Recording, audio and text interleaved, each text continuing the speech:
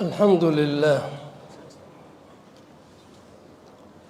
لله وحده، والصلاة والسلام على من لا نبي بعده. قصة وعبرة. waxaynu u dooranaynaa qisooyinkan wax ku qaadashada leh ilaahay subxaanahu wa tacaala fii muxkami tanziilihi waxauna leeyahy laqad kaana fii qasasihim cibratun liuli lalbaab. suuratu yuusuf baa aayaddan lagu khatimay, suuradda qisada cajiibka badan ee ilaa bilow ilaa dhammaad ka warranta. kolkaasaa ilaahay subxaanahu wa tacaala wuxuu leeyahay ummadihii hore iyo ambiyadii hore iyo ummadahoodii waxaa ku sugan qisaskooda cibraha ku sugan. sidaa darteed baynu isugu lifaaqaynaa qisada iyo cibrada. faqsus ilqasasa lacallahum yatafakkaruun. in loo qisoodo oo qisooyinkaasi laga waramo si ay ugu tadabburaan amba si aydun ugu tadabburtaan oo ugu tafakurtaan. haddaba qisadeennu waxay ka mid tahay saddexdii dhallaanka ahaa ee dharabta ku hadlay iyagoo murjica ee rasuulku ka warramay. ka u horeeya qur-aanku si faahfaahsan uga warramay oo ciise ah. kan kaleetona uu yahay saaxibu jurayj ninkii caabudka ahaa. laakiin qisadeennu maanta waxa ay tahay mid saddexaynaysa labadaas.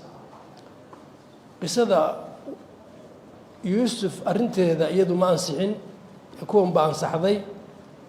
imaamu albukhaari fii saxiixihi xadiidkiisan waxa uu ku warinayaa xadiidkii abu hurayra. waxa uu leeyahay rasuulka itiyo uu ka warinayo abu hurayra, haweeney ayaa waxay nuujinaysay ilmo ay dhashay oo haweeneydaas oo ka tirsanayd banu israa'iil. waqti ay ilmaha naaska afka ugu hayso oo ay jaqsiinayso naaskeeda yaa waxaa soo maray nin rakuub ley ah. rakuub buu fuushan yahay, daabad xoog badan oo ku heensaysan oo lagu shaqlay waxyaabo wada qurux badan oo aada iyo aada indhaa u soo jiidanaysa.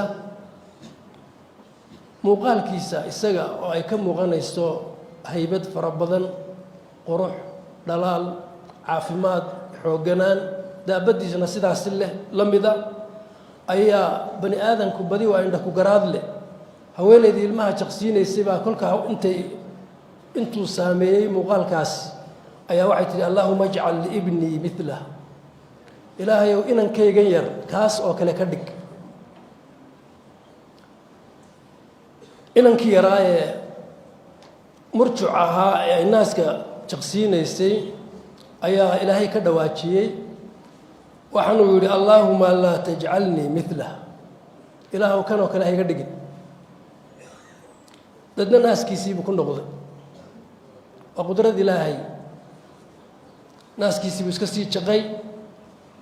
haddana waxaa la soo marsiiyey haweeney la hatigayo oo la hantaatulinayo oo ay dadku jiidayaan, haweeney addoon ah. taasna way ka yaxyaxday muuqaalkaasi haweeneydaasi sidaa loo geleeyo. weliba waxaa sii dheer in ay ku sheegayaan inay waxadday oo sinaysatay ayay ku sheegayaan. muuqaalkaasi oo ay islaantaasi ka farka naxday, waxa ay iyadana tidhi ilaahayow ilmahaygan taas oo kale ha ka dhigin. isagu mar kale ayuu haddana naaskii afka ka qaaday, waa dhawaaqay, wuxuu ilaahow tan oo kale iga dhig. si naxdin leh ayay islaamtu markaa sababta arrinka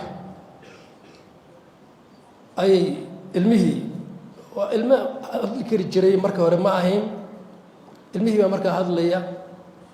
waxaad mooddaa inuu ilaahay ka dhawaajinaya sababtii. wuxuu yidhi alraakibu jabbaarun min aljabaabira.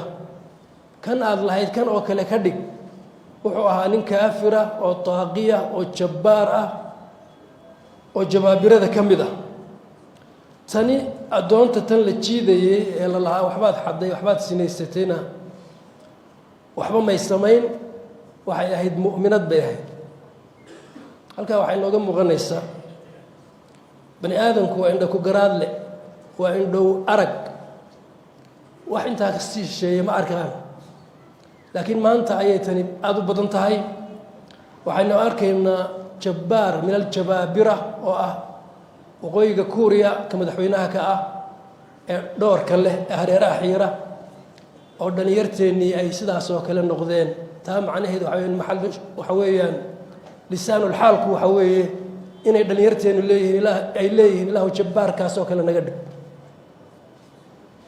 ambase mariniska albaxriya alamrikiya ee hareeraha xiirtay dhoorka leh inay dhalinyarteennu leeyihiin ilaahu kuwaas oo kale kufaarta ah ilaahu sidoodoo kale naga dhig ambase kuwa gaalada kubadda daba witir tidhaahda inay dhalinyarteennu ku saamoobeen oo yidhaahdeen ilaahu kuwaas oo kale noo ekaysiiyo sidooda naga dhig oo ay suba ekaysiiyeen kuwa hollywoodka iyo bollywoodka inay leeyihiin ilaahu kuwaas oo kale naga dhig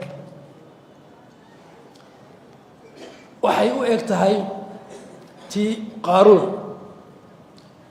baa qur-aanku wuxuu cabiray isaga oo quruxdiisii iyo ziinadiisii iyo daabooyinkiisii iyo wixiisii oo dhan wata markii uu soo baxay oo indhasarcaad dadku ay ku indhasarcaadeen ninkaasi ziinadiisa iyo quruxdiisa ayaa ilaahay wuxuu cabirayaa qaala aladiina yuriiduuna alxayaata addunya kuwii indhagaraadla ahaa ee indhow aragga ahaa ee adduunya doonka ahaa waxay yaa layta lanaa midla maa uutiya qaaruun